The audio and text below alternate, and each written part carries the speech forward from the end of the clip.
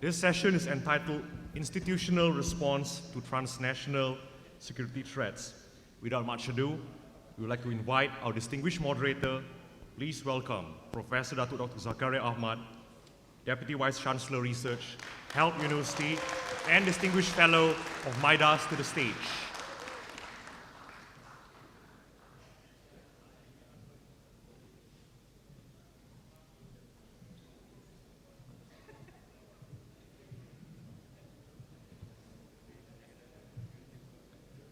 We now invite our esteemed panel speakers. General Tan Sri Datuk Sri Dr. Haji Zulkifli bin Mohammad Zain, Chief of Defence Force, Malaysia.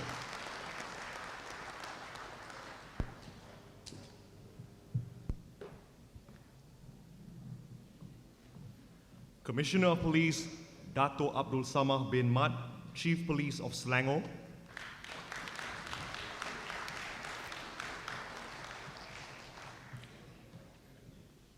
And Admiral Harry B. Harris Jr., Commander, United States Pacific Command.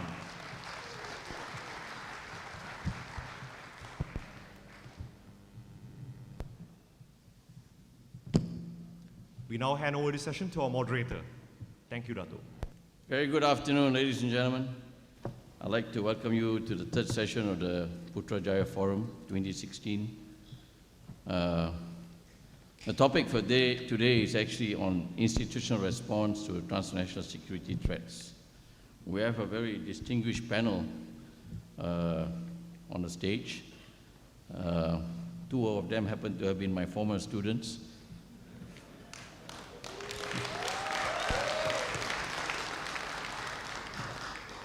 Of course, now I have to call them sir.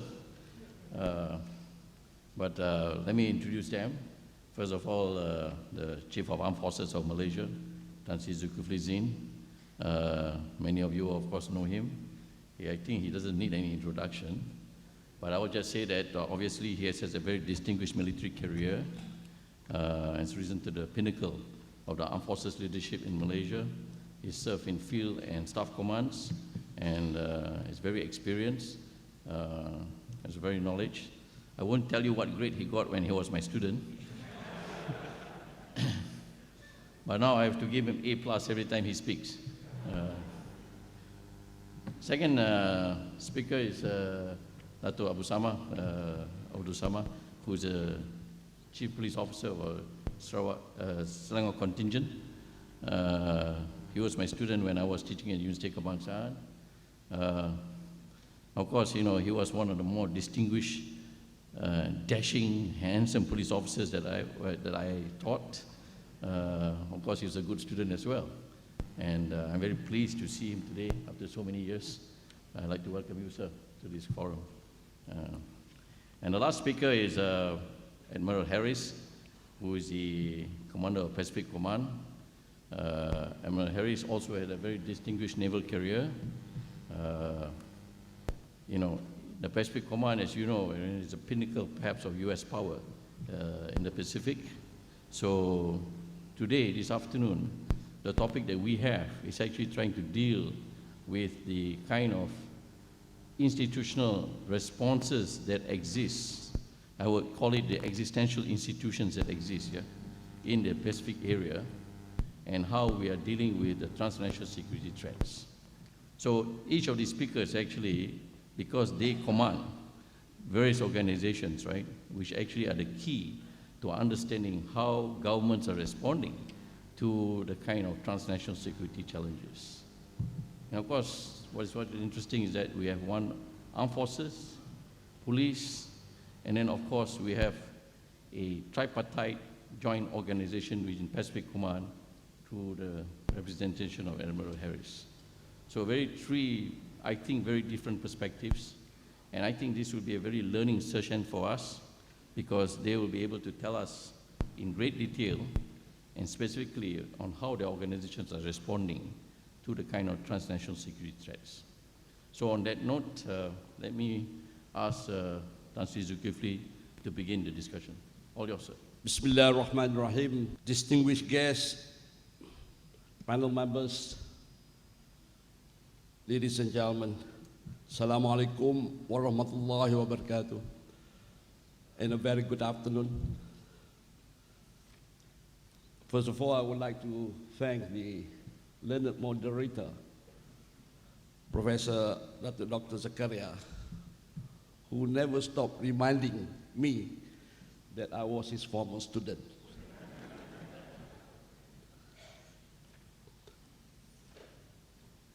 He wouldn't tell me what grade, or he wouldn't tell you what grade I had at MPAT, but I topped the course.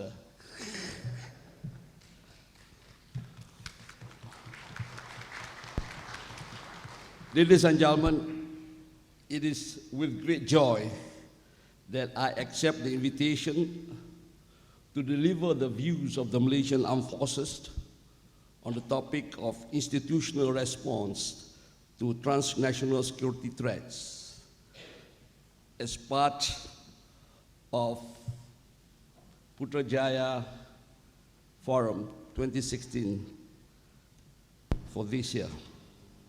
For that, I would like to thank Midas for the invitation. Ladies and gentlemen, the Southeast Asia region has since the 1990s seen unprecedented economic and social growth among the nations within this region. This, by no small measure, was due to the pragmatic policies adopted, vibrant trade and economic activities coupled by the advent of industrialization and the increasing movement of its people across the border, which not only encourage trade, but enhance people-to-people interactions. Although these changes afforded increased wealth and stronger bonds, it also left nations vulnerable to the proliferation of transnational, non-traditional security challenges. These threats derive from terrorist groups, transnational crime organizations, human trafficking syndicates, and piratical or sea robbery bands have not only affronted law and order, but challenged human security across national borders in the region. The acknowledgement of the quantum of threat posed by these illegal activities, not only to national but regional stability, has compelled institutional responses from within and beyond the national borders. The increased complexity in the demography of population residing along the border and the need to ensure free movement of people and goods across the frontier has created a formidable challenge to governments, especially so in Malaysia. Ladies and gentlemen, as part of our strategy to promote international trade and enhance people-to-people interactions, Malaysia has facilitated easy movement of goods and people across the borders to meet this end. Despite the endeavors, it comes with challenges, especially in the form of non-traditional security tests, which transcends beyond national borders, where these organizations operate in a complex and diverse structure across boundaries.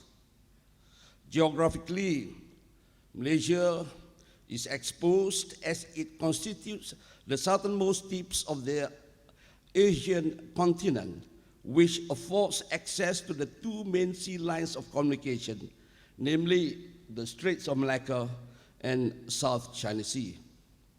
On the same note, ladies and gentlemen, Malaysia's pragmatic and trade-friendly policies are seen to be open to exploitation by these unscrupulous groups, many of which masquerades as legitimate entities.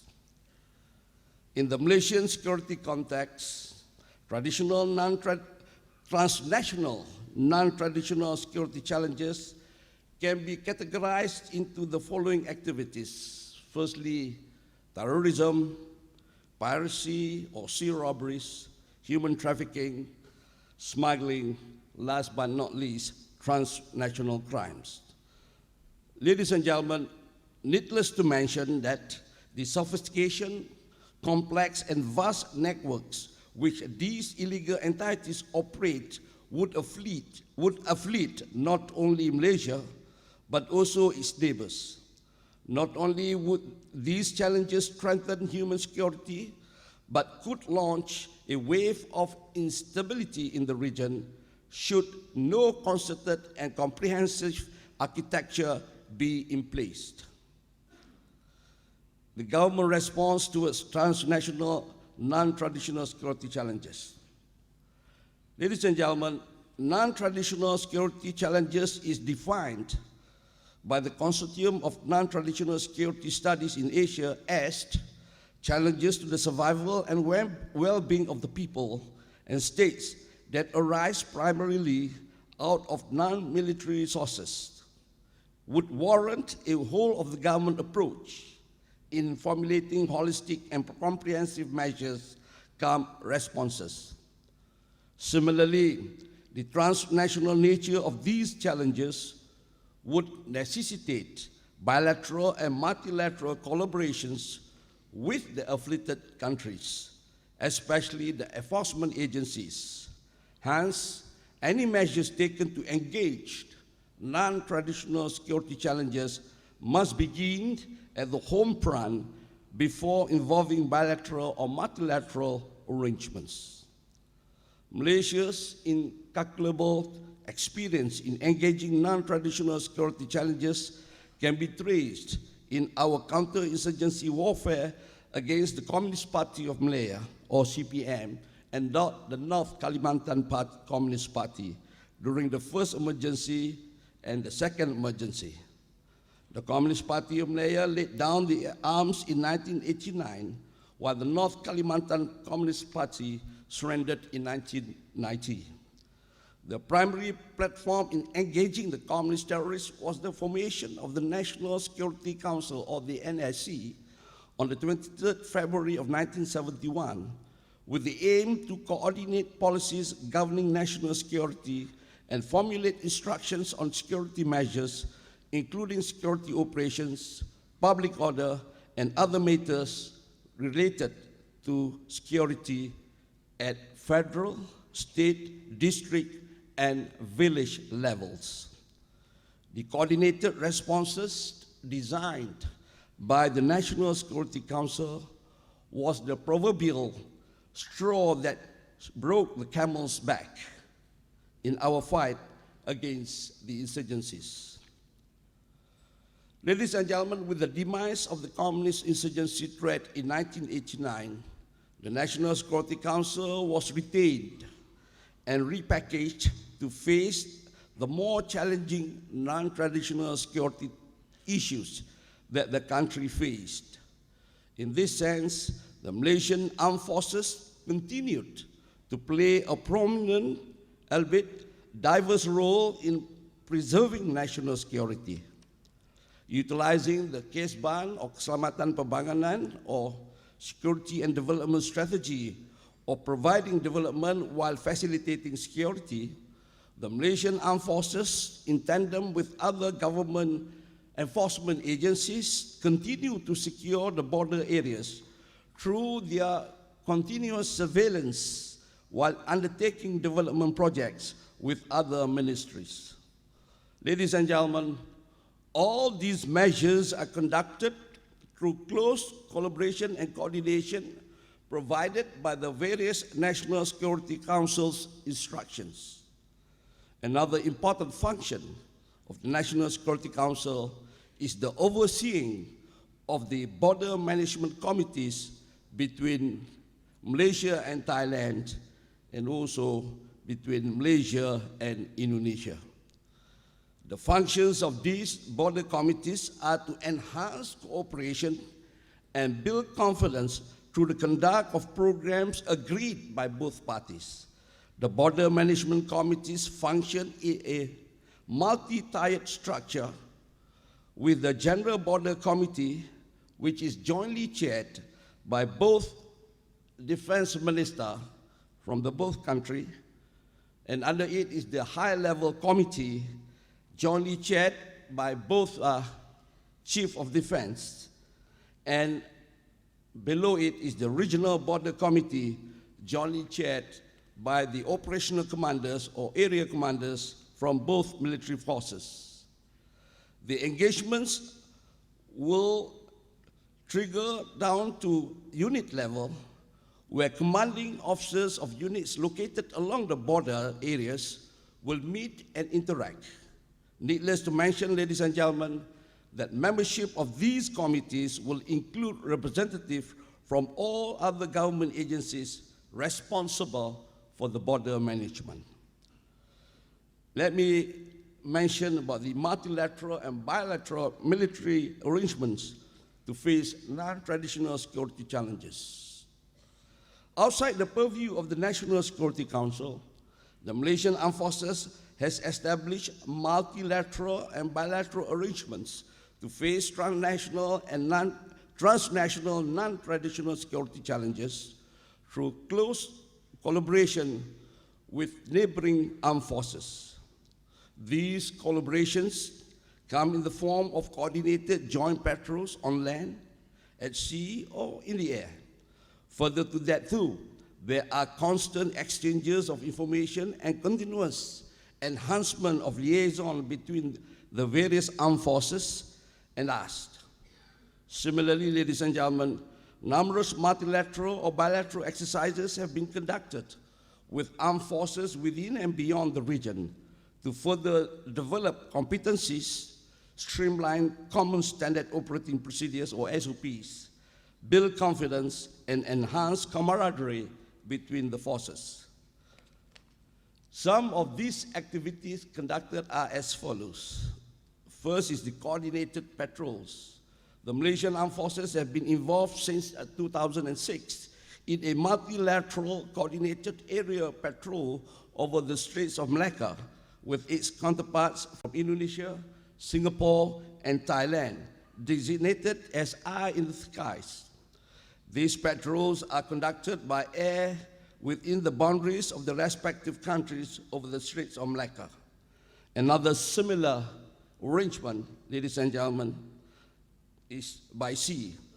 Will be coordinated maritime patrols by both the Royal Malaysian Navy and the Indonesian National Armed Forces along the Straits of Malacca, initiated since 1993.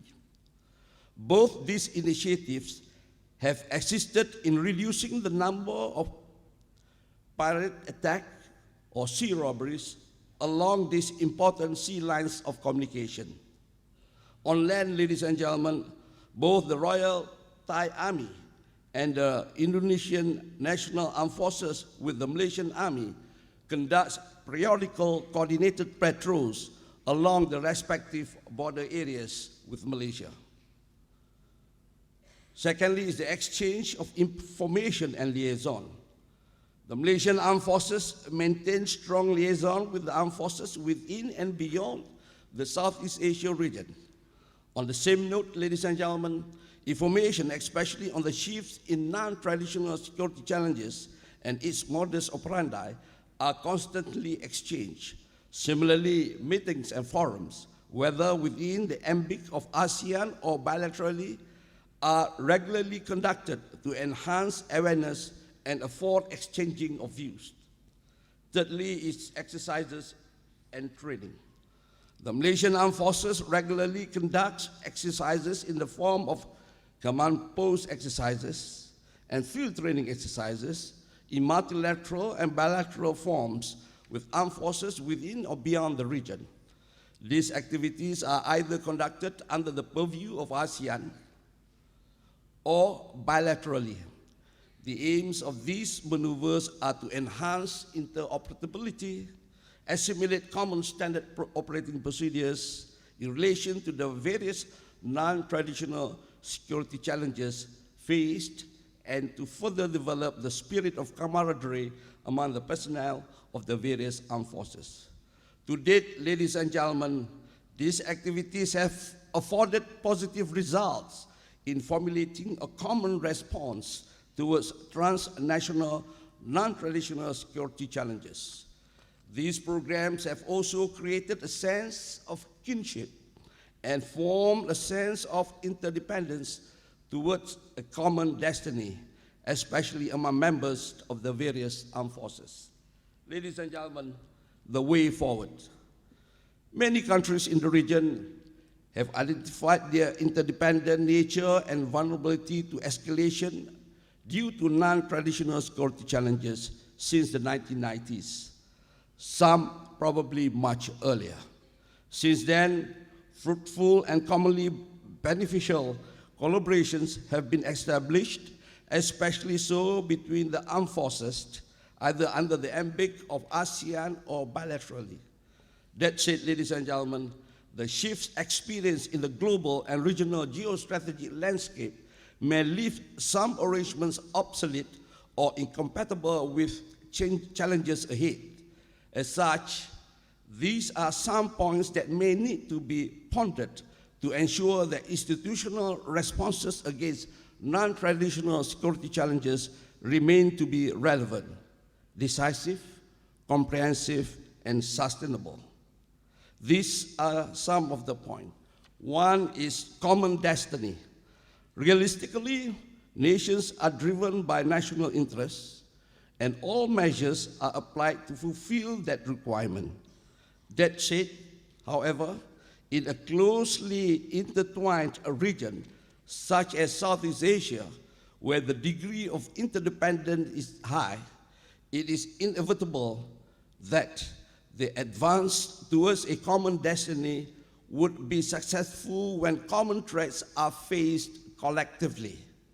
In this sense, ladies and gentlemen, transnational non-traditional security challenges have been accepted as the common affliction faced by all countries in the region. Second is shared awareness. It is critical to ensure that continuous shared awareness is maintained. This will not only afford the creation of a common operating picture to formulate comprehensive responses, but help build confidence through transparency. Shared awareness would also ensure that the measures taken are proactive, timely, in accordance to national jurisdiction, and not redundant. Thirdly is the high degree of interoperability. Despite operating within the jurisdiction of each national territory, a high degree of interoperability is required to ensure decisive responses to non-traditional security challenges. This, ladies and gentlemen, would call for continuous engagements and exercises to ensure that common standard operating procedures are formulated, assimilated, and tested by all personnel. It is pertinent to also understand the method of operations applied by the various armed forces in order to facilitate stronger collective responses. Fourth is military diplomacy. The institutionalized procedures creating responses to engage non-traditional security challenges are like the skeleton, which is constant and cold. The meat, on the other hand, is derived from the intangible spirit of common ownership, camaraderie, esprit de corps, and the desire to walk that extra mile, which are consistent with the military code universally adopted. It is then vital to mobilize military diplomacy to encourage more people-to-people interactions at all levels of hierarchy to ensure a sense of belonging exists despite donning different uniforms. This is the most important added value in any collaboration. Ladies and gentlemen, with that, I end my presentation. Thank you. Thank you very much, Tan Sri. I think Tan Sri has touched on some very valuable areas that we can share. for discussion. First of all, obviously, the experience of the Malaysian Armed Forces in working with other agencies. Secondly, the coordinating approach taken in Malaysia, especially the war by committee approach. The third one is, of course, the exchange of information, and then, of course, the mechanisms of cooperation that have been developed, and that goes beyond the borders to include bilateral, multilateral, and regional type of cooperation. And now I'd like to turn to Abdul Samad, please. Bismillahirrahmanirrahim. Assalamualaikum warahmatullahi wabarakatuh. And a very good afternoon. The Honorable Professor Datuk Dr. Zakaria bin Ahmad, Honorable General Tan Sri Datuk Sri Dr. Haji Zulkifli bin Muhammad Zain, Chief of Defence Force Malaysia, Admiral Harry, Commander U.S. Pacific Command, distinguished guests, ladies and gentlemen. The Royal Malaysian Police had identified, amongst others, 3 transnational crimes as the challenges to the national security, i.e. the drug trafficking, human trafficking and smuggling of migrants, and terrorism. In my talk this afternoon, I will focus on these 3 issues. The leading agency enforcement law and order related to drugs offences in Malaysia is entrusted upon the Royal Malaysia Police under the Narcotic Criminal Investigation Department. There are 4 different periods of time of each era is categorized according to the usage of different types of drugs. The illicit production and demand for narcotic and psychotropic drugs pose a serious threat to the well-being of the people, and this has adversely affected the socio-economic standing of the nation. Malaysia is also a transit point for organized drug traffickers due to huge and lucrative profit. The first era, referring to the plant-based drug, where in 19th century of opium, or locally known as chandu, was brought into the country by immigrants from China, and later this was legalized during the colonization era. Heroin came in the second era during the end of 1960s. Heroin was brought into Penang by the American GIs from the Vietnam War and later widely used by the local and the hippies who were popular at that time. The third era saw the emerge of synthetic drugs, where during the mid-90s, a new form of drugs such as amphetamine, methamphetamine or shabu, ecstasy, ketamine, WY pills or yaba known in Thailand and also commonly known in the east coast of Peninsula as pil kuda, was introduced into the country. This synthetic drug became widely used and popular among the users who frequent entertainment outlets such as discos and nightclubs. The fourth era, with the introduction of new psychoactive substances or NPS. This new drug was in the market since 2012. The chemical ingredients in this drug are not listed under the Schedule of Dangerous Drug Act 1952. Therefore, the syndicates manufacture this drug to avoid arrest and prosecution from the relevant authorities.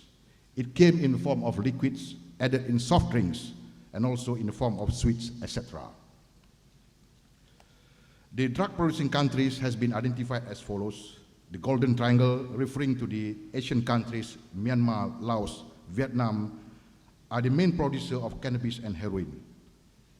Secondly is the Golden Crescent, involving Middle East countries, Iran, Pakistan, and Afghanistan, as producer of heroin, shabu, and ketamine. And the Emerald Triangle, referring to South America countries, such as Colombia and Mexico, producing cocaine. And of course today, drug labs can be easily set up throughout the world to process and produce synthetic drugs, and Malaysia is no exception.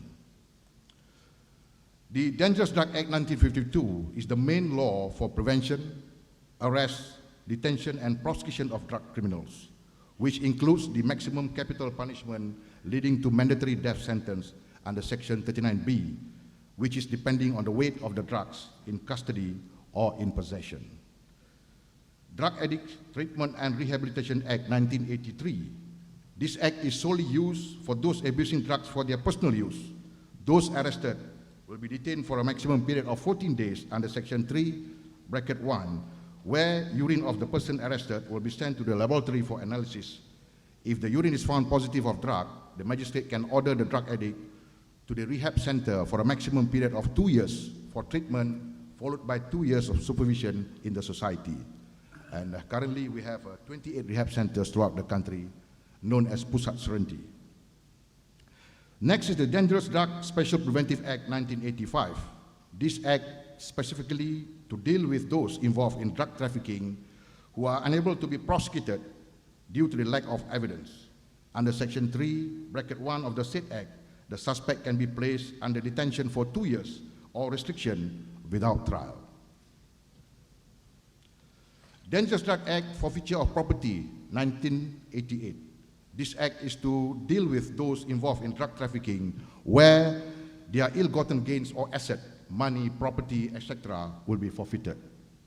And finally, Poison Act Revised 1989. This act is for any offenses that does not fall under schedule within the Dangerous Drug Act 1952, for example, cough mixture, etc.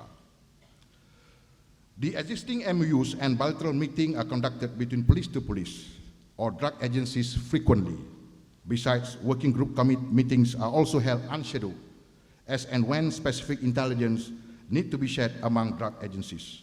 Among the MOUs are Malaysia and Indonesia signed on 19 May 2005, Malaysia and Saudi Arabia General Directorate of Narcotics Control on 6th of August 2008, Malaysia-Singapore Central Narcotics Bureau signed on 26 June 2012, and Malaysia-China National Narcotic Control Commission on 11 September 2015.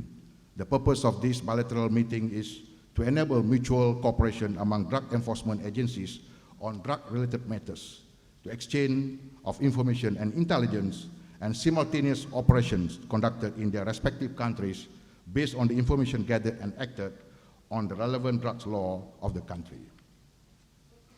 On top of that, the government of Malaysia also observed the United Nations Convention on Narcotic Drugs 1961, the United Nations Convention on Psychotropic Substances 1971, and the United Nations Convention Against Illicit Traffic in Narcotic Drugs and Psychotropic Substances 1988, in addition to the above convention.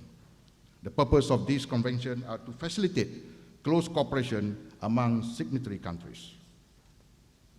Ladies and gentlemen, 3 domestic institutions were given tasks to combat this threat, with Royal Malaysian Police, the Narcotic Crime Investigation Department, the NCID, as the lead agency, along with National Anti-Drug Agency and Royal Malaysia Custom, playing their vital role as well. Among the challenges faced in combating this threat are drugs in form of new psychoactive substances, or NPS, are in the market since 2012. These drugs have same effect of synthetic drugs, the ATS. To date, this drug has not been listed or gazetted under the Dangerous Drug Act, and presently the United Nations Office on Drugs and Crimes, or UNODC, have reported that 540 NPS have been detected worldwide, and the synthetic cannabinoid from the latest group of the NPS. The second challenge is abuse of electronic cigarette or vaping. It is a trend whereby people have moved from smoking cigarette to these devices, and many people are hooked, especially women and youngsters, and some establishments have resorted to include drugs in form of liquid. There is no federal law banning these devices except for some states which have made a bold move to ban the usage of these devices. Trafficking of drugs by online, with the limitation in detection capabilities, limitation in legislation, and difficulty to regulate internet or social media. And fourth, the involvement of international drug syndicates. The foreigners are not deterred on the stiff punishment of drugs law in Malaysia, and their pursuit because of greed for profit, as it's considered a very lucrative income. Enforcement has been enhanced, especially at the airports and all entry points. And fifth, the smuggling of drugs by land, sea, and courier service. Of late, there have been increase in drug trafficking via courier services. It's been an uphill task to condone this modus operandi because of fictitious name and address of the receivers. In combating this threat, the enforcement institution responsible had strengthened and enhanced our strategy on detection and elimination on all drug syndicates, eradicate all types of drug abuse activities and addiction, eliminate all sorts of financings of drug syndicates, enhance and enforce all action relating to detention under preventive law, Special Preventive Act 1985, strengthen and enhance cooperation and networking among related government agencies, domestically and internationally, and also the establishment of the Special Task Force known as Special Tactical and Intelligence Narcotic Group, or STING. Continuous effort by the Royal Malaysian Police saw a total of 10 major drug labs and 1 drug store had been successfully smashed since 2015 till March 2016. A total of 17.6 metric tons of various drugs valued at 238.5 million ringgit seized in 2014, whilst 33.4 metric tons of various drugs valued at 238.8 million ringgit confiscated in 2015. 44 persons have been convicted for drug trafficking and sentenced to death in 2014, whilst 29 persons sentenced to death in 2015. A total of 951 persons placed under detention and 78 were restricted in 2014, while 744 persons placed under detention and 69 restricted in 2015 under the Dangerous Drug Special Preventive Act. Money and properties valued at 67.5 million ringgit forfeited in 2014, while 73.4 million ringgit worth of money and properties forfeited in 2015 from the drug syndicates under the Dangerous Drug Forfeiture of Property Act 1988. A total of 16,193 persons arrested in 2014 and 18,431 persons arrested in 2015 for offences under category of supply, whilst under category of possession, 36,859 persons arrested in 2014 and 41,614 arrested in 2015.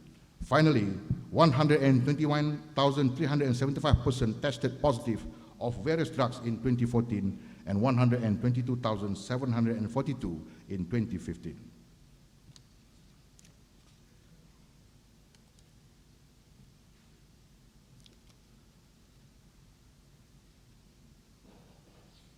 Ladies and gentlemen, I now move to the next issue, that is trafficking in person and smuggling of migrants. Malaysia is currently placed on Tier 2 watch list by the US Department of State, based on the Trafficking in Person report on July 2015. Malaysia is a destination and to a lesser extent, a source of transit country for men, women, and children subjected to forced labor and women and children subjected to sex exploitation. Malaysia has become a transit country for smuggling of migrants prior the reach to destination country, which is Australia. This is due to our geographical factor, which made us preferred target of the human traffickers and people smugglers. The majority of trafficking victims are among estimated 2 million documented and more than 2 million undocumented foreign workers in this country. Foreign workers primarily from Indonesia, Bangladesh, the Philippines, Nepal, Myanmar, and Southeast Asian countries often voluntarily migrate to Malaysia in search of greater economic opportunities. Some migrants are subjected to forced labor or debt bondage by their employers, employment agents, or labor recruiters. Many foreign workers are employed by recruiting or outsourcing companies rather than by the factory or plantation where they work, making workers more vulnerable to exploit labor conditions and limiting the ability of factories, manufacturers, and employers to address some labor concern. The push and pull factors been identified as a main source to manipulate the victim to smuggler in our country. Syndicates takes advantage of the victim from source country based on victim's background, i.e. poverty, lack of education, insecure environment in home country, unstable development, and population pressure. Pulling factors are identified such as syndicate promising high salary job, better quality of life, and political stability in the destination country. In addition, strategic geographical location, cultural diversity, and better economic opportunities in the host countries such as Malaysia also contributing to this issue. People smuggling is intentionally acknowledged as a transnational crime, and as far as Malaysia is concerned, this problem is currently being addressed within the purview of the Anti-Trafficking in Persons and Anti-Smuggling of Migrants Act 2007.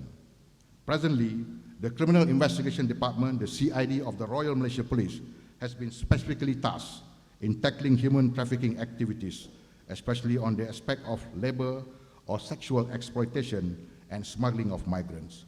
People smuggling issue, however, is being tackled by the Special Branch Department, particularly to procure intelligence on the identification and the syndicates involved in the movement of human cargo across international border affecting Malaysia. The Royal Malaysia Police has found that most human trafficking cases found in Malaysia are in the form of forced labor and sexual exploitation. The Malaysian Anti-Trafficking in Person and Anti-Smuggling of Migrants Act came into force on 28 February 2008, covering all aspects of offences that relates to trafficking in person, including the removal of human organs.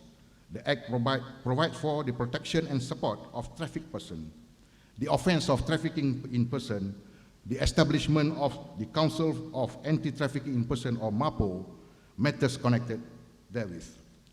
Section 2 of the said law defines the trafficking in person as all action involving in acquiring or maintaining the labor or services of person through coercion, and included the act of recruiting, conveying, transferring, harboring, providing or receiving a person for the purpose of this act, and smuggling of migrants defined as arranging, facilitating or organizing, directly or indirectly, a person unlawful entry into or unlawful exit from any country of which the person is not a citizen or permanent resident, and recruiting, conveying, transferring, counseling, and harboring or providing any assistance or service for the purpose of carrying out the act referred as above.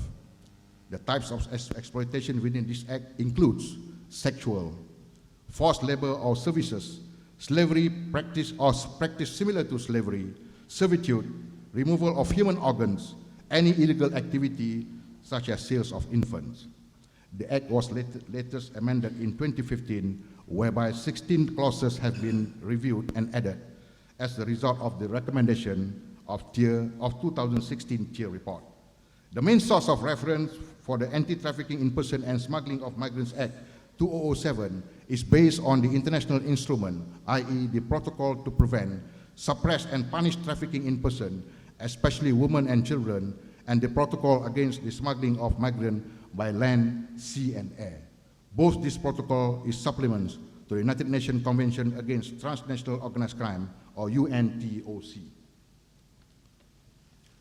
To exercise all powers of enforcement, 5 enforcement agencies were given tasks to carry out investigation on offences under this Act, i.e. the Royal Malaysian Police, Immigration Department of Malaysia, Royal Malaysia Custom Department, the Malaysian Maritime Enforcement Agency, and Labour Department.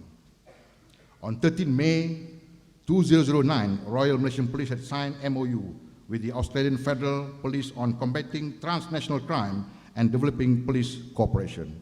This MOU will strengthen and consolidate operation in information sharing and coordinate operation to combat terrorism, illicit drug trafficking, illegal firearms trafficking, piracy and sea robbery, money laundering, cybercrime, transnational economic crime, trafficking in persons, people smuggling, and identity fraud. Malaysian government had signed MOU in regards with trafficking in person and smuggling of migrant matters with the following countries so far. On 14 July 2011, the government of Malaysia had signed MOU with the United Kingdom of Great Britain and Northern Ireland to encourage and promote cooperation to combat the activities of trafficking in person and smuggling of migrants. Bangladesh, on the 26th November 2012, the government has signed an MOU to ensure a proper method to acquire foreign workers from Bangladesh. This MOU provides platform in combating or preventing transnational crime such as trafficking in person and smuggling of migrant workers. We also had an MOU on migration with Netherlands, MOU on capacity building with the United States of America, and established working group on trafficking in person and people smuggling with Australia. The draft Memorandum of Understanding between the government of Thailand, Cambodia, Vietnam, China, and Turkey, and the government of Malaysia on bilateral cooperation in combating this menace is now in the pipeline.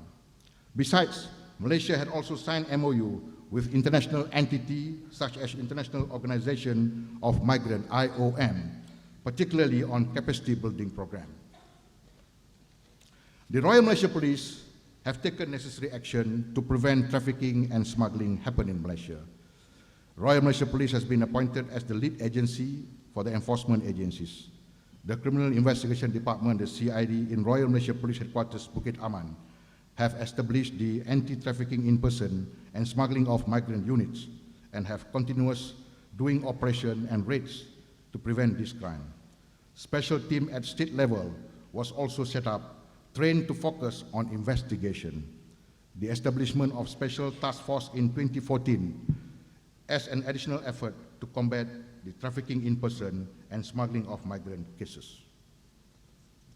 Besides that, in tracking down traffickers and their networks, surveillance of syndicates, we share information and intelligence through international and regional network, police to police, through Interpol.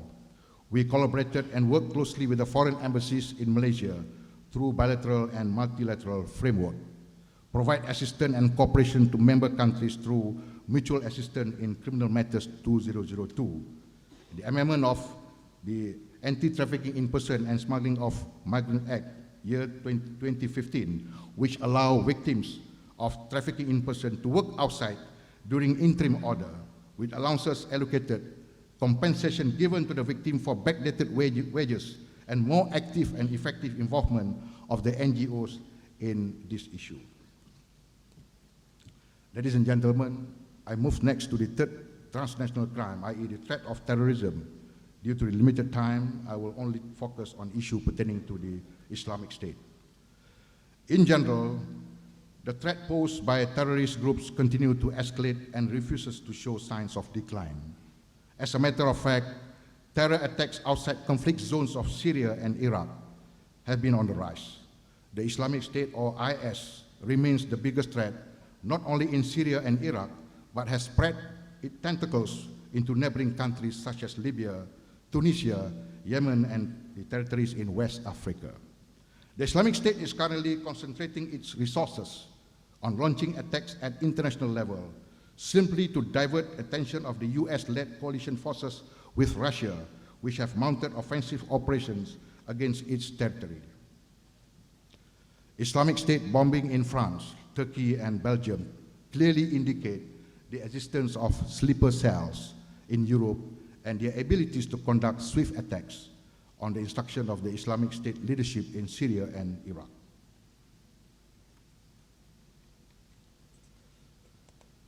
The IS threat level in Malaysia is categorized as possible. This assessment is based on credible intelligence, on domestic landscape and limited capability to conduct an attack by the local IS cells. Based on intelligence and assessment, local IS operatives possess a strong intention, commitment, and ideology to mount terrorist attack. They, however, lack of expertise to manufacture and coordinate large-scale use of the IEDs. These findings have rendered a terrorist attack by IS cell in Malaysia as possible. Suspects indoctrinated by the IS ideology will continue to plot attacks on government and Western interests and vice versa if explosive and expertise are available. Since 2013, the Malaysian Special Branch successfully failed 9 attempts by the IS elements to conduct domestic attack in Malaysia. Of the 9 plots, 3 were at phase 2, where the IS operative had procured chemicals, ammunition, and other related bomb-making materials. The other 6 plots remain at phase 1, where only discussions and delegation of taskings took place. Among the locations included in the IS target list were entertainment outlets, vice dens, places of worship, government premises, security installations, and Western entities. Some of these plots were the brainchild of local IS elements, which without instruction or coordination from Syria, while there were several attack plots ordered by senior Malaysian IS members based in Syria. Only 2 were as a result of directive from the IS leadership in Syria. There was one plot that was lone wolf in nature, where a 16-year-old teenager was instructed to murder a non-Muslim using a knife. The suspect had never traveled to Syria, but was motivated by communication with IS elements in Syria through social media.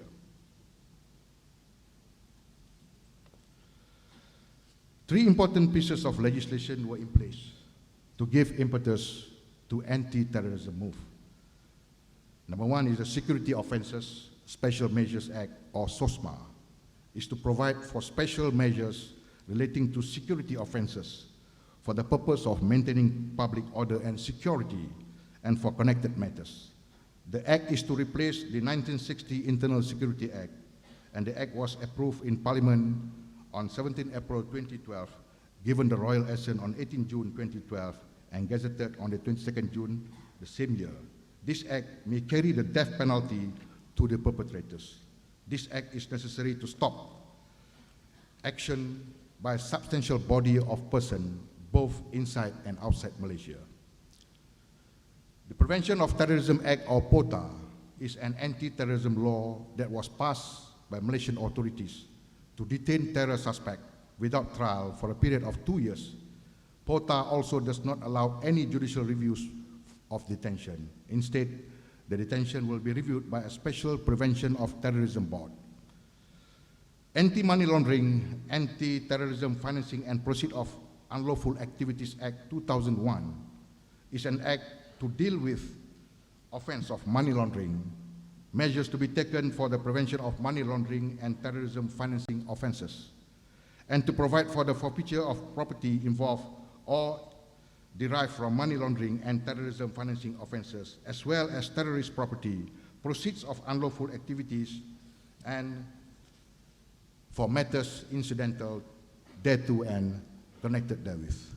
The updated statistic on arrests and prosecution of IS members in Malaysia, we saw 179 suspects arrested since February 2013, involving 152 locals and 27 foreigners. 55 charged under the Penal Code for offences related to terrorism, 31 has been convicted and 24 awaiting trial. 2 indicted under Firearms Act, 29 implicated under Prevention of Organised Crime, or POCA, where 25 placed under police supervision and 4 others issued a detention order. 10 detained under Prevention of Terrorism Act, or POTA, 16 foreigners investigated under Immigration Act and subsequently deported, and 14 have been convicted and imprisoned between 2 to 18 years imprisonment. The challenges due to the terrorism, ladies and gentlemen, terrorism in Malaysia as it is now, to a great extent, is based on religious ideology and to build what they claim a pure Islamic nation. Serious counter-terrorism effort by Malaysia started as a result of recruitment of Malaysians for the Islamic State, caused fear, national destabilization by returning militants. To date, 8 Malaysians have returned after serving the IS in Syria. Malaysian counter-terrorism legislation prohibits any form of violent participation in Syrian conflict. All 8 have been arrested and prosecuted. Arrest of these returnees is mandatory in this country. Before banishing them from society, it is important to establish their ideology, networking, and expertise to facilitate future operations. There are countries which do not subject these returnees to any form of legal action and alternatively monitor them. These countries have paid a heavy price for adopting such an approach. Monitoring of returnees is tough and requires massive resources, a luxury but many don't enjoy. The comprehensive legal framework such as SOSMA, the Security Offences Special Measures Act, the Prevention of Terrorism Act, or POTA, amendments to the Penal Code, Chapter 6 and 6A, Anti-Money Laundering, Anti-Terrorism Financing and Proceeds of Unlawful Activities Act, is formulated to prevent any terrorism-related activities seriously and effectively. In responding to this threat, the Malaysian government, or to be precise, the Royal Malaysia Police, had established Special Counter-Terrorism Unit under the Special Branch Department. We also collaborated with Southeast Asia Regional Center for Counter-Terrorism in the area of training of the enforcement officers. The JAKIM, or the Jabatan Kemajuan Islam Malaysia, the Malaysian Islamic Religious Authority, declared IS as an illegal entity. JAKIM and Religious Department at all state levels played important role with the Special Branch and Special Counter-Terrorism Unit to engage and educate society on issues pertaining the right Muslim teachings and the understanding on Islam, especially on matter or issue of jihad. The government of Malaysia had also signed MOU with the United States to strengthen bilateral security cooperation to deal more effectively on this issue. Ladies and gentlemen, in conclusion, Malaysia had faced myriad threats that could pose challenges to its sovereignty and survival. This security and threat perception have been influenced by these two broad, but yet separated into two categories.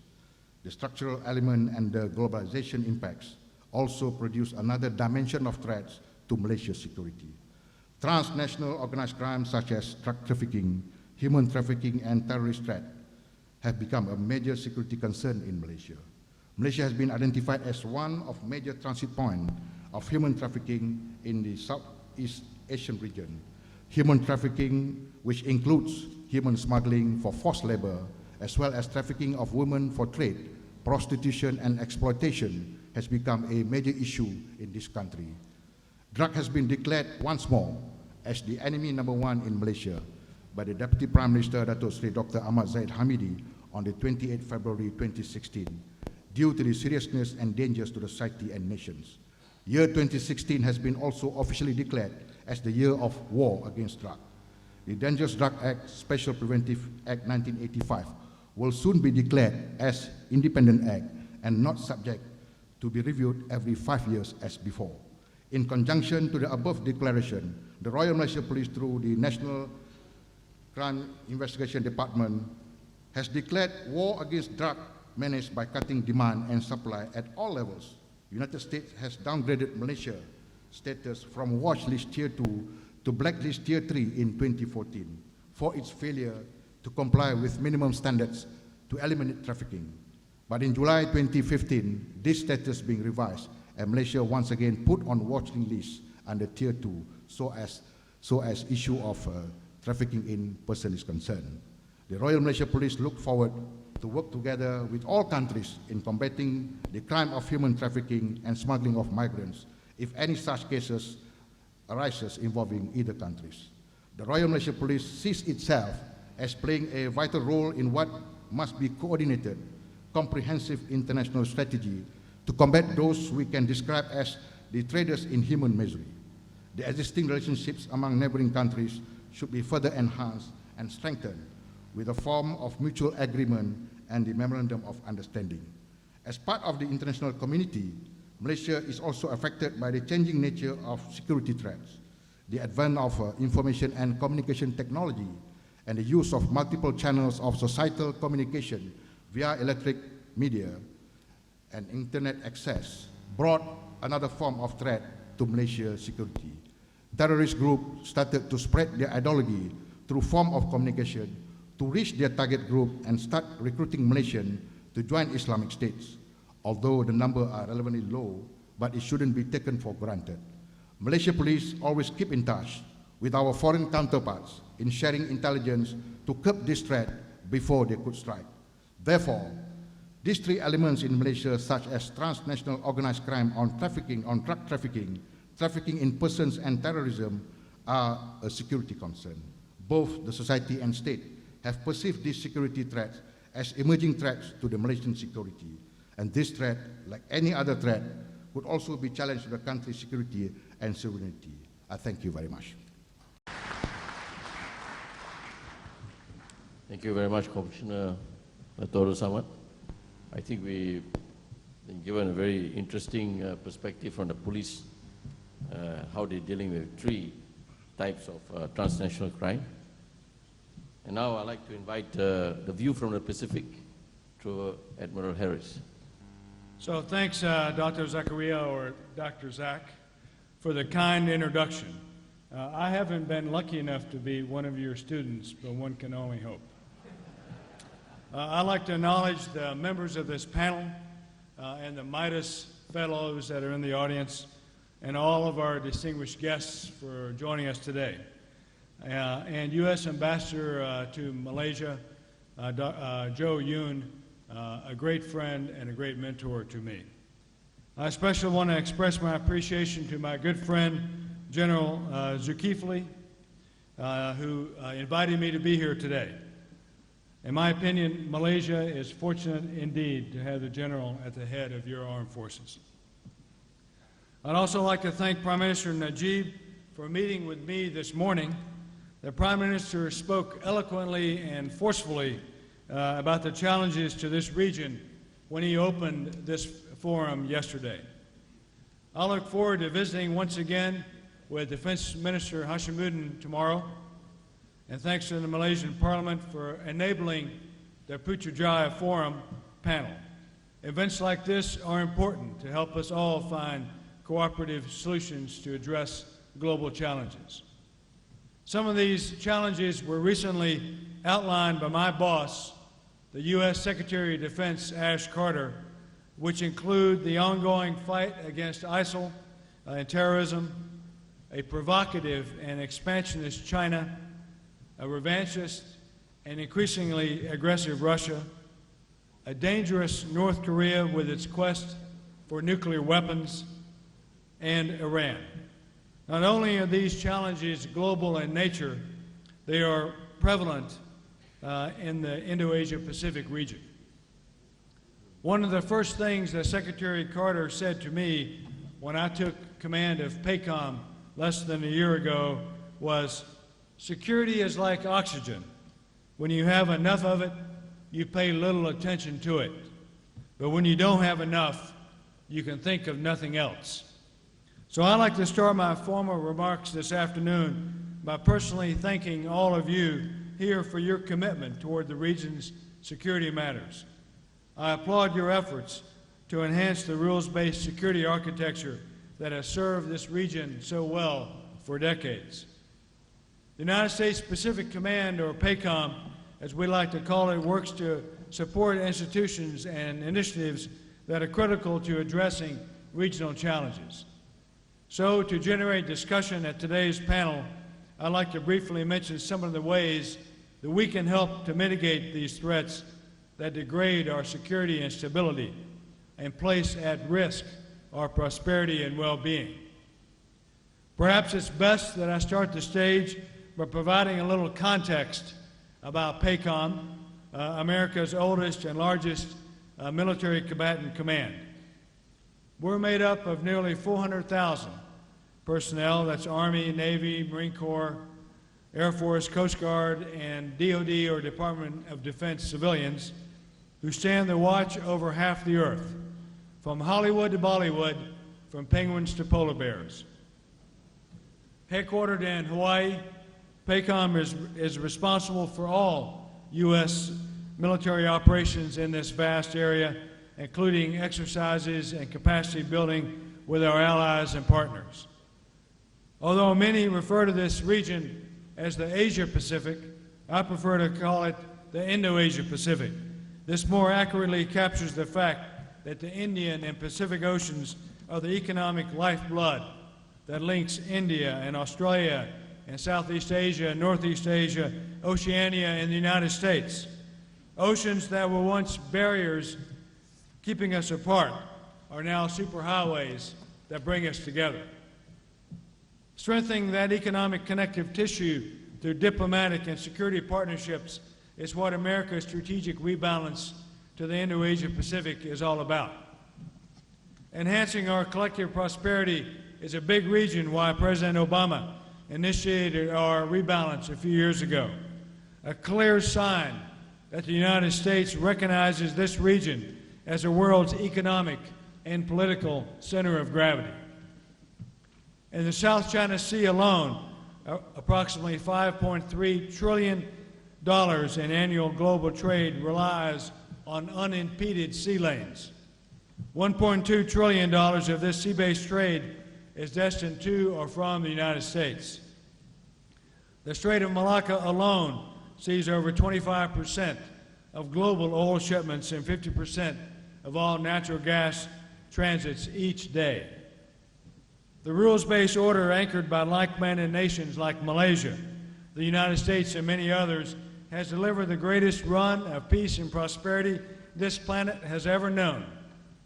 The pace and scale of economic growth in our region are two of the great success stories of modern times.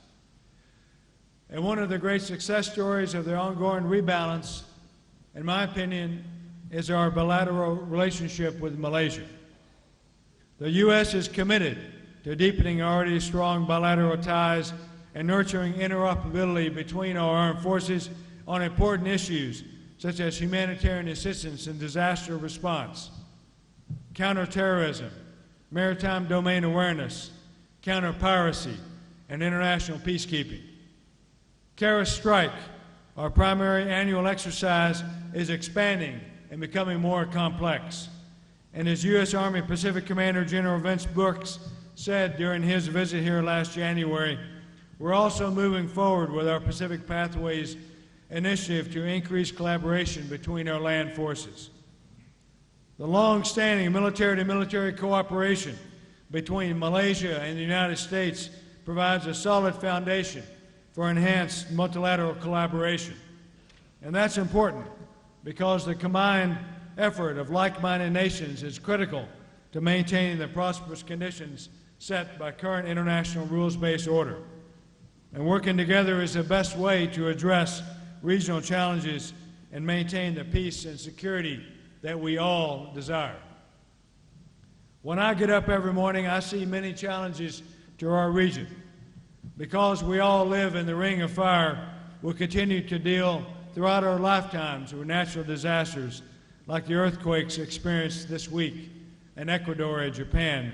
And my prayers go out to all impacted by these tragedies. In addition to natural disasters, we also have challenges involving terrorism, as the previous speakers spoke about, unresolved historic tensions, militarization of the South China Sea and the Arctic, transnational seaborne crime, piracy, and threats in the space and cyber domains. These threats suck oxygen from the room, and they're transnational in nature, impacting the entire region, and therefore require a transnational approach. No one nation can shoulder the task on its own. So I'd like to touch upon some of the opportunities that, if better maximized, in my opinion, can help us counter these transnational challenges. First, I'm always seeking ways to support regional institutions that engender cooperation among partners and friends. We see this with ASEAN, the 10-state organization in the heart of the region. As U.S. National Security Advisor Susan Rice recently said, the impetus behind America's rebalance policy was to forge a network of partners throughout the Indo-Asia Pacific to sustain a rules-based international order. And since ASEAN is founded on common principles like respect for international law and free trade and peaceful resolution of disputes, it's a natural partner for the United States. And from day one, this has been a core focus of our rebalance. So I'm pleased that the ASEAN Defense Ministers Summit will be hosted in Hawaii this fall, and I look forward to supporting that important engagement. And I want to give a shout out to the U.S. mission to ASEAN, especially Ambassador Nina Hachigian, who has continually made strides in helping the region improve maritime domain awareness and combat the challenges of illegal fishing. I'd also like to thank and acknowledge Malaysia for hosting last year's ASEAN Chair and for working to better position this organization to peacefully address maritime disputes. This is leadership, ladies and gentlemen. While the United States takes no position on competing sovereignty claims, we do take a strong position on protecting the rights and freedoms and lawful uses of the sea and airspace guaranteed to all countries. To protect these rights, PACOM routinely conducts freedom of navigation and other operations in the region. When Secretary Carter and Defense Minister Hishamuddin embarked on the aircraft carrier USS Theodore Roosevelt on patrol in the South China Sea last November, it was another demonstration of America's commitment to maintain security and stability in the region. And when Secretary Carter and Philippine Defense Secretary Guzman embarked on the aircraft carrier USS John C. Stennis, again in the South China Sea just last week, we emphasized that the United States will continue to fly, sail, and operate wherever international law allows. As PACOM military forces continue the routine and robust presence we've maintained in the region for the last 70 years, I encourage all claimants to refrain from unilateral actions that undermine regional stability and instead take steps to create space for meaningful diplomatic solutions to emerge. One big step will be to conclude a binding code of conduct in the South China Sea. Another important step is to enhance regional security architectures that involve things like the Proliferation Security Initiative, or PSI. This global effort, currently endorsed by 105 nations, exists to prevent the proliferation of weapons of mass destruction, or WMD, their delivery systems, and related materials. I previously mentioned some threats that underscore the need for all of us to take a more proactive counter-proliferation posture and put an end to WMD-related trafficking. It's essential that we invite all like-minded nations to join the PSI, encouraging them to exhaust every effort within their governmental frameworks to support this initiative. This includes examining ways to strengthen national laws, including export controls and international frameworks, such as the ongoing commitment of each endorser to undertake tangible interdiction actions in accordance with its resources and national authorities.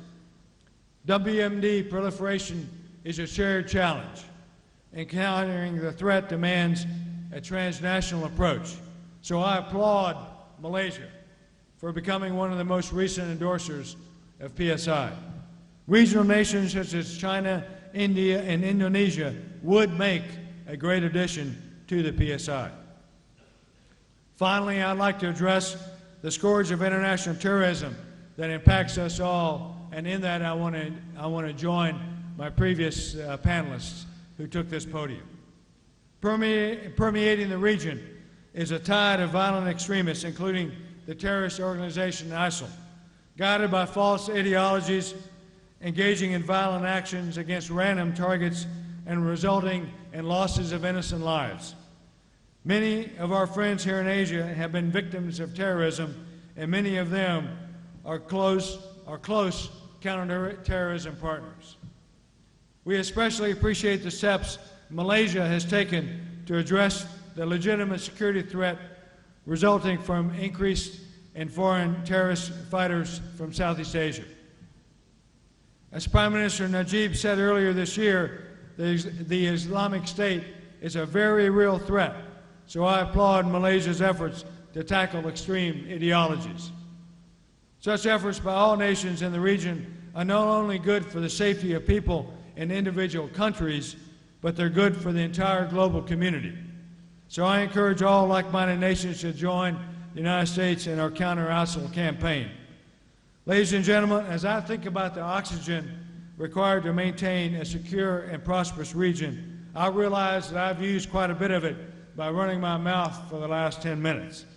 So I'll conclude by restating that only together can we mitigate the threats to the rules-based security architecture that has served this region so well for decades. Only together can we protect the rights and freedoms and uses of the sea, air, and space and cyberspace guaranteed to all nations under international law and that are essential to prosperity and stability and security of this region. Only together can we stop WMD proliferation and crush terrorism, including ISIL. Indeed, we are stronger together. For decades, the U.S. Pacific Command has demonstrated a strong commitment to the collective security of this region. And we stand ready to work on new ideas that continue that commitment. We value our partnership with Malaysia and other like-minded nations in the region. And I value engagements like this Putrajaya Forum where we can collaborate and share ideas. So I look forward to hearing your thoughts on how we can help keep this region secure, prosperous, and peaceful. Thank you very much.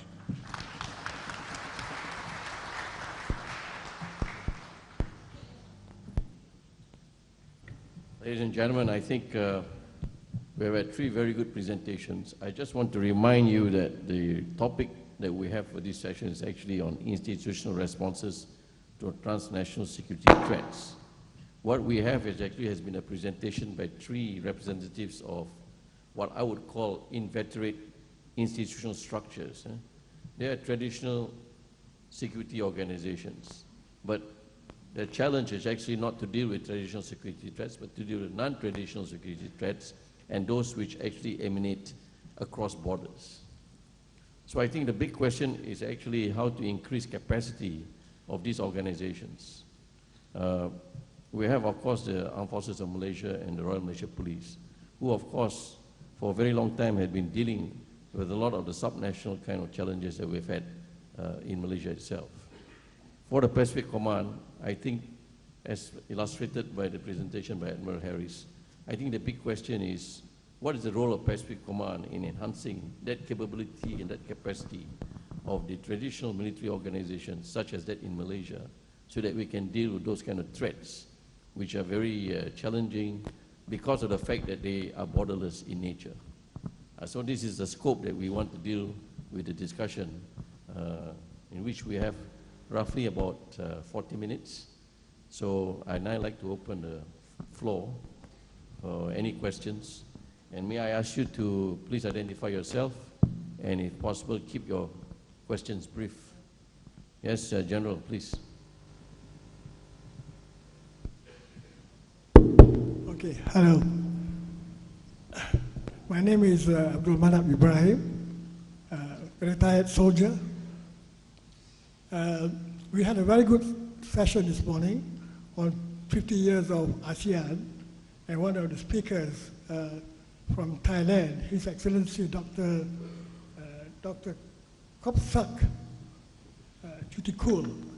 He gave a very good insight of what has happened the last 50 years of ASEAN and the projection for the next 50 years to 100 years. And he came up with a very good proposal, I thought, in order to actually raise the level of cooperation between the countries of ASEAN. And one of them is the formation of a training center for peacekeeping in Port Dickson for all ASEAN countries to send their military people or police people to go and attend. And the second proposal was actually to form a fast reaction response team, combined team, in order to respond to national disaster, what they call natural disaster, things like floods, or earthquake, or typhoon, or tsunamis, whatever it is. So probably this can be picked up by our Chief of the Armed Forces to actually achieve some form of raising the level of cooperation between the military forces. Thank you. So that's not a question, right? Just some comments and recommendations. Or you'd like us to respond to that? Would you like to respond? Thank you very much, Yang Baga Datuk. 2 years ago, at the ASEAN Chief of Defense informal meeting, where I hosted on the sideline, we discussed about the formation of the ASEAN peacekeeping force. All of us were in agreement that ASEAN militaries contribute towards this force. in whatever capacity that they are able to contribute. This is to provide the opportunity for other countries who are not able to contribute a substantial amount of force as a peacekeeping force, like Cambodia and so on. So it was agreed, and this was presented briefly to the ADMM,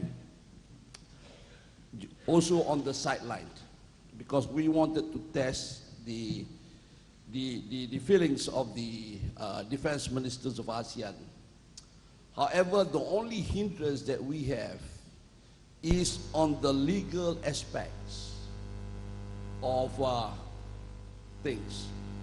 So the idea of forming up this ASEAN peacekeeping force has been discussed, and it is well taken. So we have got to look into, we are studying the legal aspect of the force in formulating the force. Probably this will be further enhanced in due times. Thank you. Thank you, sir. Work in progress. Sorry. Thank you. In relation to this, where police is concerned, we also have a platform through the ASEAN-APOL, working closely on the platform of ASEAN-APOL, the police forces of the member countries, and especially in terms of intelligence and cooperation to deal with issues that are relevant pertaining to the transnational organized crime and also threats to this country. And this is already in place. Meetings have been held annually, and the host country has been organizing forums and meetings to this effect. And through this platform, we strongly believe that we could enhance our bilateral cooperation, especially on intelligence. Thank you. Thank you for the question. And let me acknowledge the 5 decades of ASEAN. I mean, I think that is of itself worthy of congratulations and admiration. So thank you for that. Let me also emphasize that it's not for me, an American, to tell ASEAN how you should deal with your threats external to ASEAN or your challenges internal to ASEAN. I think that would be inappropriate, and I think it would be unwelcome.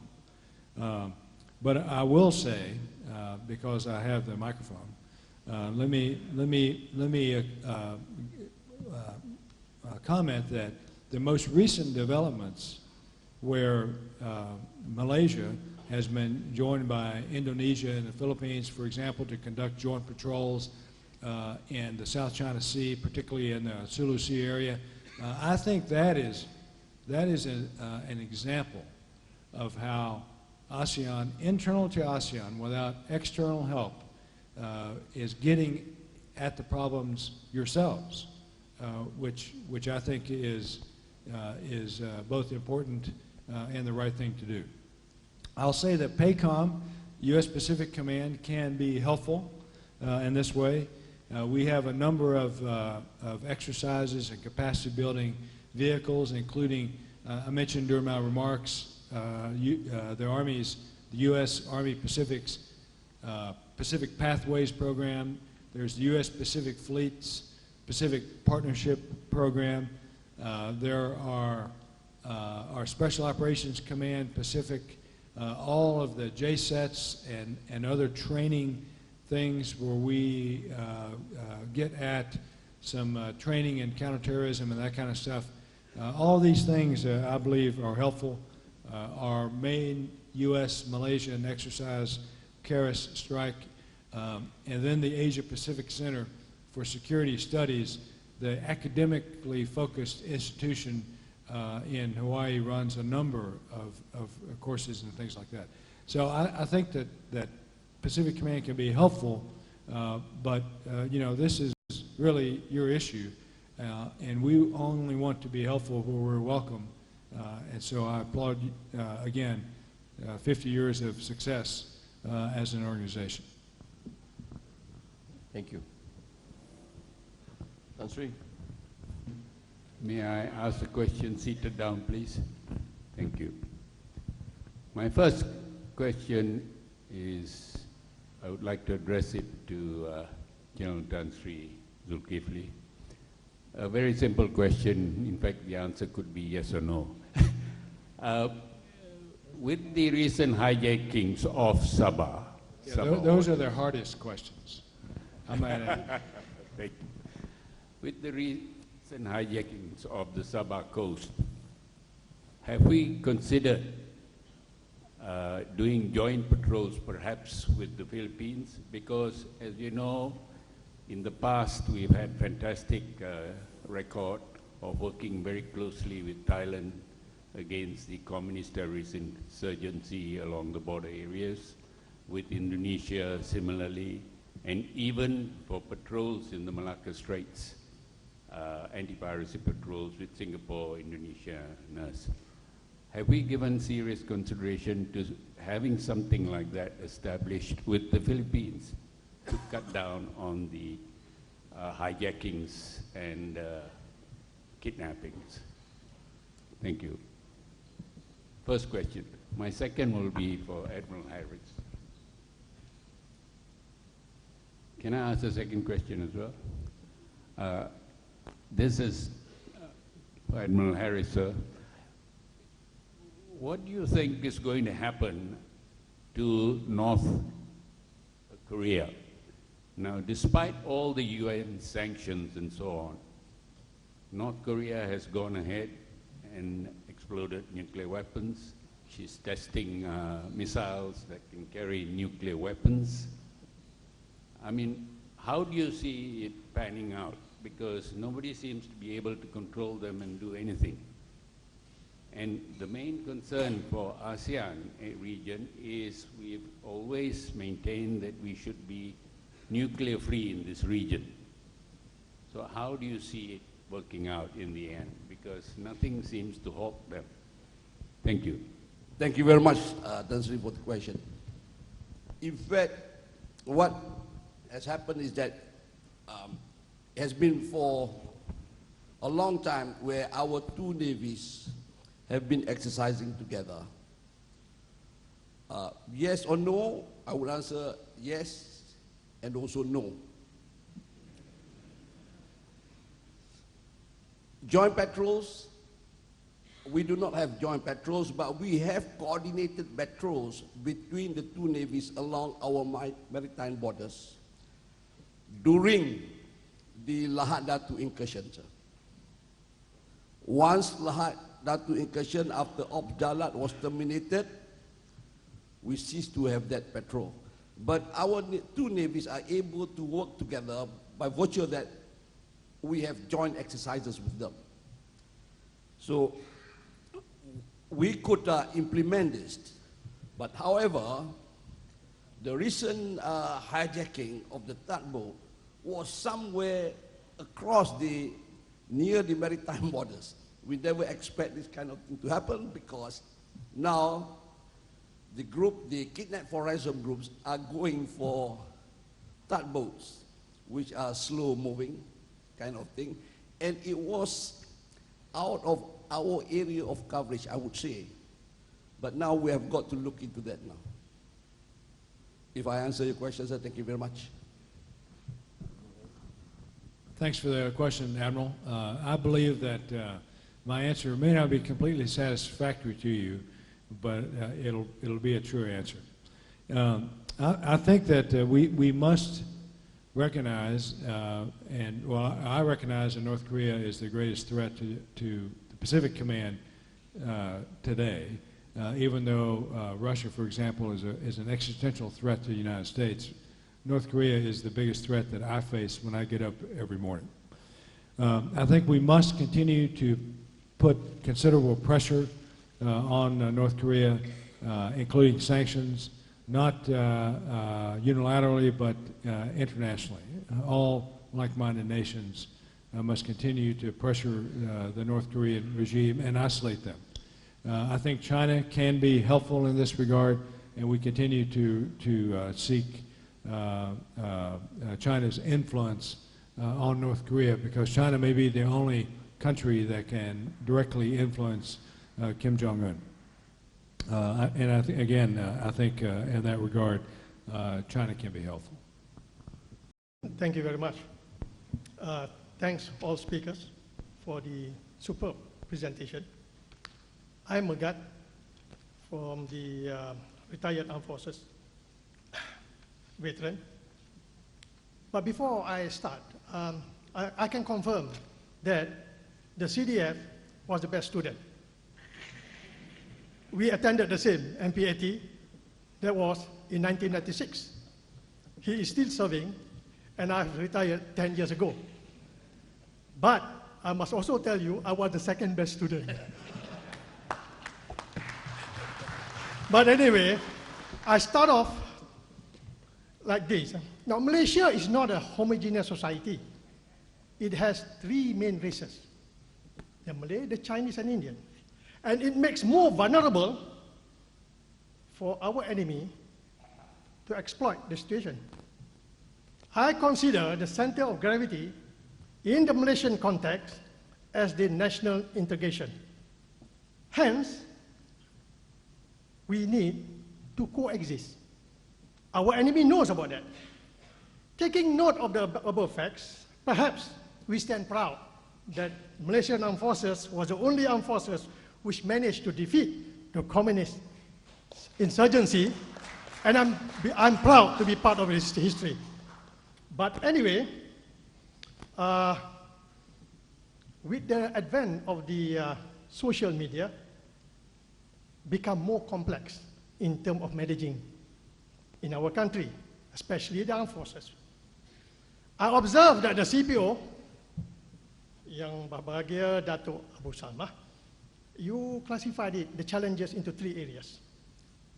But of course, you may argue it is transnational, but taking on the facts, I would imagine the public order is another area that we need to really scrutinize.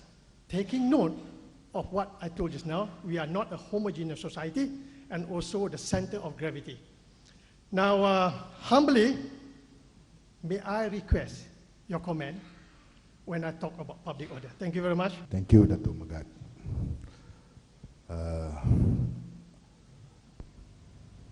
He confirms just now that General Tan Sri was the best student, and he was second.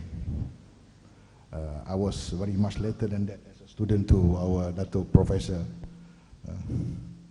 Dato' Magat touched on the social media, the challenges that we are facing now.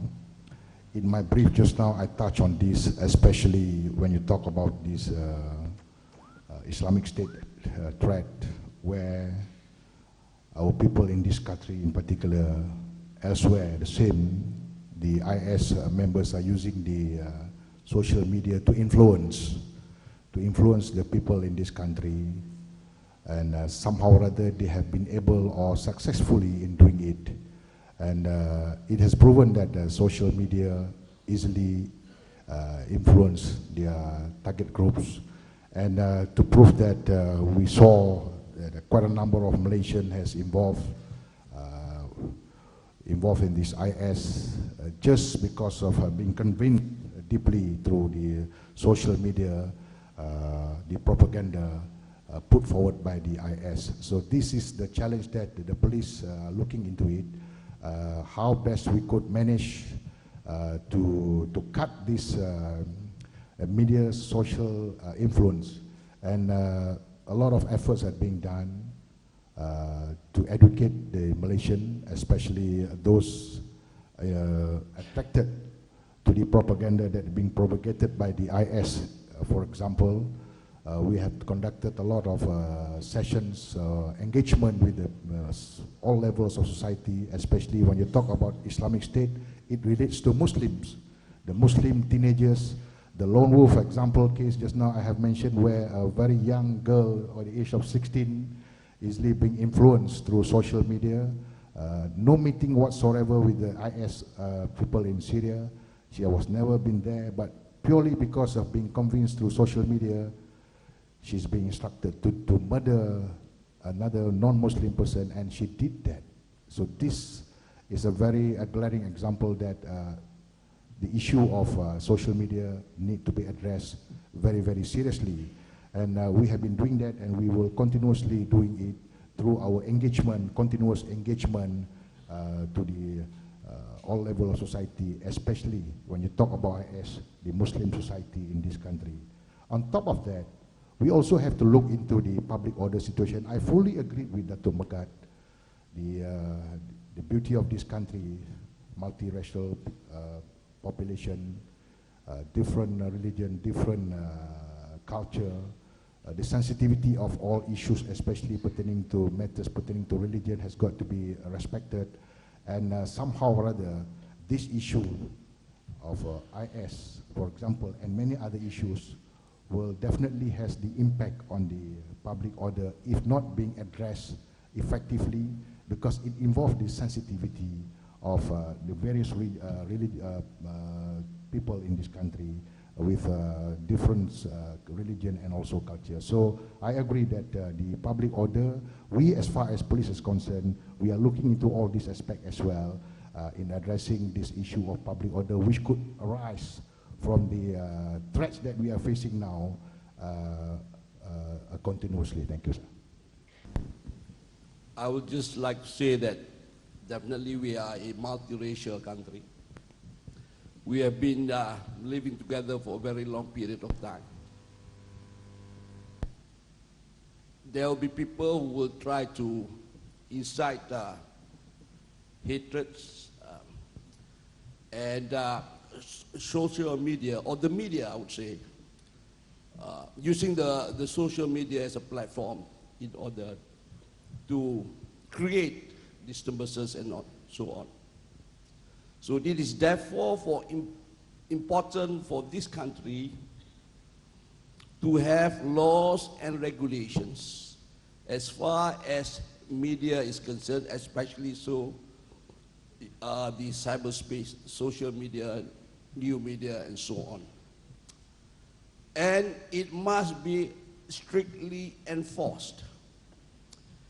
Anybody using the media, be it new media or social media, in order to incite hatred, must be dealt with quickly.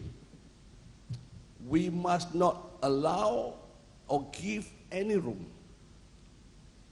for these people to create such problem. Thank you. Thanks. I think this is a question really internal to Malaysia, but I'll note that it is, at its core, the question really is the dilemma between a free society and a safe society, between freedom and security. And somewhere along that continuum, we all find ourselves. And that is a challenge, it's a conundrum, it's a dilemma, and it's hard. So I applaud you for getting at it in a way that tries to balance more on the freedom side than on the security side. And we do the same thing in the United States. You know, we take a lot of pride in the United States on our stance on freedom of speech, but it's against the law to yell fire in a crowded theater. So, you know, we're trying to we struggle with this also. But in a bigger sense, you know, the questioner started off by saying that Malaysia is not a homogeneous country, and neither, for that matter, is the United States. And we've struggled with diversity over our history. And we're still struggling with it in many ways. But today, I think in the Pacific, is an example of how long that journey has been for the United States, because we have in the Pacific, we have a woman who's the commander of the Pacific Air Forces, a 4-star Air Force general. We have an African-American soldier who's commander of the U.S. Army Pacific, a 4-star general, and you have an Asian-American commander of the Pacific Command. So these are positive examples, I think, but let me acknowledge in front of all of you that we have a ways to go to get this right across our country. Thank you. Thank you. Any more questions? Or yes, please. Good evening, Mr. Moderator and distinguished panelists. I am Azhari from Ministry of Foreign Affairs, Malaysia. I would like to address my question to Admiral Harizune. So, as we are aware, the US has been focusing its attention to the Southeast Asian region over recent years, particularly under the administration of President Obama. One of the testimonies is the hosting of the first ever US-ASEAN Special Leader Summit on the American soil last February in Sunnylands, California. So in view of the ongoing presidential primaries in the US, I wish to seek your views on how the newly elected president, regardless of from Republican or Democrat, will address the transnational security threats in the region. Could we anticipate the same level of involvement, or could we not? Thank you. Yeah, that's an important question. I think that the U.S. ASEAN Summit at Sunnylands is a good example of the importance that my country places on our relationship with ASEAN as an organization, as an association of free states that share common interests. With regard to our election, we will get through this, and we'll have a new president in January of next year. The election is in November, then the inauguration is in January of 2017. I believe that regardless of regardless of who our next president is, I believe that president will realize the importance of our relationship with Asia, and will see that our center of gravity, our economic lifeblood, is tied to the Indo-Asia Pacific region. As Secretary Carter has said, this is a region of consequence to the United States, and that is a statement that is irrespective of political parties in the United States. You can be a red stater or a green or a blue stater, or a Republican or Democrat. But the importance of this region to the United States, I believe, is a fact. It's not a theory, and it's not just an idea, but it is a fact, and I'm confident that our next president will have that same view. Thank you. Good day, Yang Berbahagia Tan Sri Datuk Sri, distinguished panelists. I'm Commander Chandra from Royal Malaysian Navy, currently the directing staff in Royal Malaysian Malaysian Armed Forces Staff College. Throughout the forum, I discovered that we tactically omitted one area, that is cyber crime and security. Well, having this middle class community in ASEAN, within ASEAN countries, I think cyber crime and security keep on increasing. And my question is, what mechanism that we have currently to combat cyber crime and security within ASEAN, which I think it is one of the non-traditional threat to this region. Thank you. Actually, it's no fault of the panelists, because Midas did not lay out did not include cybercrime and security in the brief that was given to them. But you know, the point is well taken. Since the chief and commissioner are still waiting for their response, I'll invite Admiral Harris. Maybe you'd like to deal with this first. Well, how Malaysia deals with cybercrime is a question better addressed to my co-panelists and not to me. I will say that the cybercrime in the United States is a big concern, and you know we get after it in a number of ways. Whether it's a criminal act, which involves certain elements of our government, or whether it's a security threat in a different way, which involves other departments of our government. In the Pacific, at PACOM, we have an organization called CyberPAC, Cyber Forces Pacific, which works at PACOM, and it has a number of CPTs, cyber protection teams, which are designed to protect our networks. And then we have cyber combat mission teams, CMTs, which are offensive cyber teams, which look at the problem set in a different way.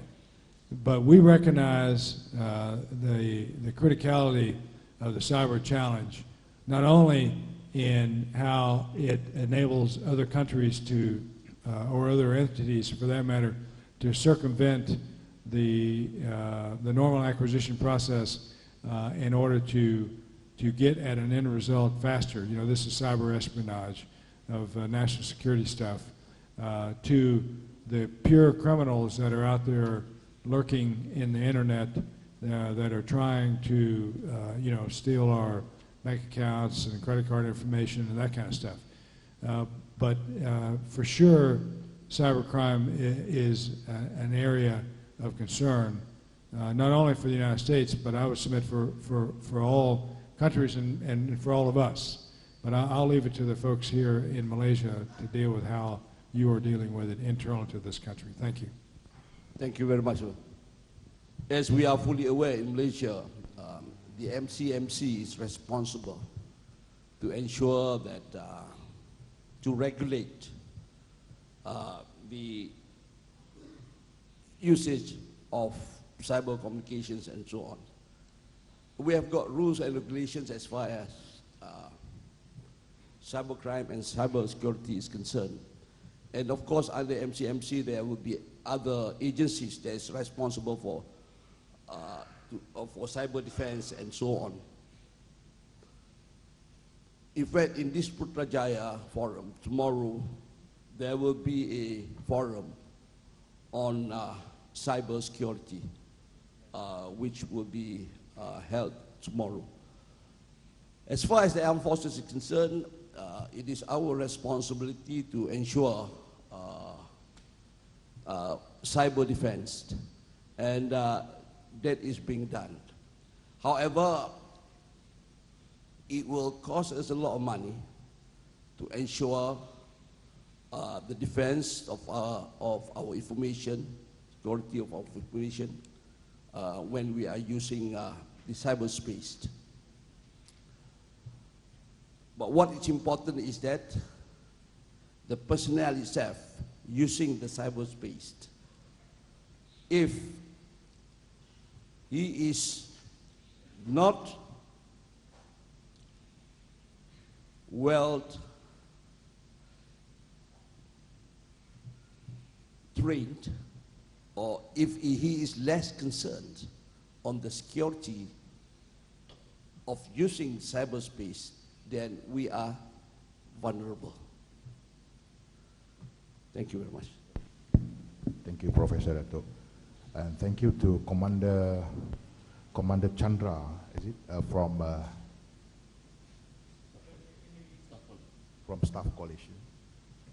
Yes, one of our focus in the Royal Malaysia Police is to deal with cybercrime. And for information that we have the commercial crime department within the police force, We also have a special unit under the commercial crime to deal with cybercrime, special unit, trained officer in this respect, working very, very closely with the MCMC, the Council for the Communication in this country. And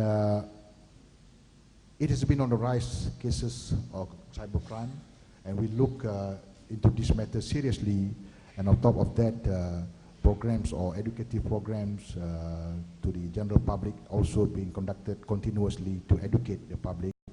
And there are many things or many areas that we are looking into it. And as I said, the Commercial Crime Department of the Royal Malaysia Police is being given responsibility to deal with cases of cybercrime. And we do have our SOPs, our special unit for this. And on top of that, the collaboration and working together, bilateral, internationally, also in place. Thank you. Well, Chandra, I hope you're attending the seminar tomorrow, right? Well, ladies and gentlemen, I'm very honored and pleased and very happy to have been the moderator for this session, especially since all my distinguished students have been the panelists for the session. And of course, Admiral Harris was not my student, but he went to MIT as well. So I'm very pleased to say that, you know, it's been an honor to have all three of them this evening. I'd like to bring this session to a close. The session has actually been quite wide-ranging, so I will not attempt to make a summary of the discussion, but I'm sure that all of you enjoyed it. And to show our appreciation, please join me in our usual round of appreciation to the panelists.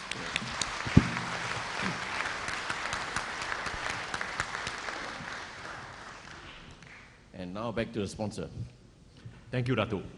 Distinguished guests, ladies and gentlemen, we'd like to invite Lieutenant General Dato' Azizan Magdalene, Chief Executive of MIDAS, to present mementos to our esteemed moderator and speakers for this session. Please welcome Professor Dato' Dr. Zakaria Ahmad,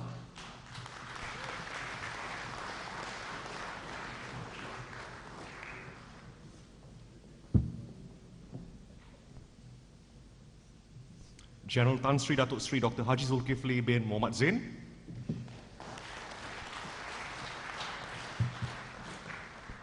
Commissioner of Police Datuk Abdul Samah bin Mat,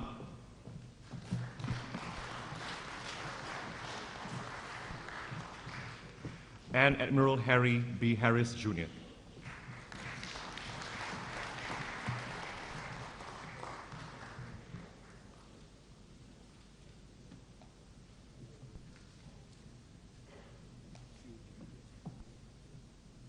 Thank you, Dato'.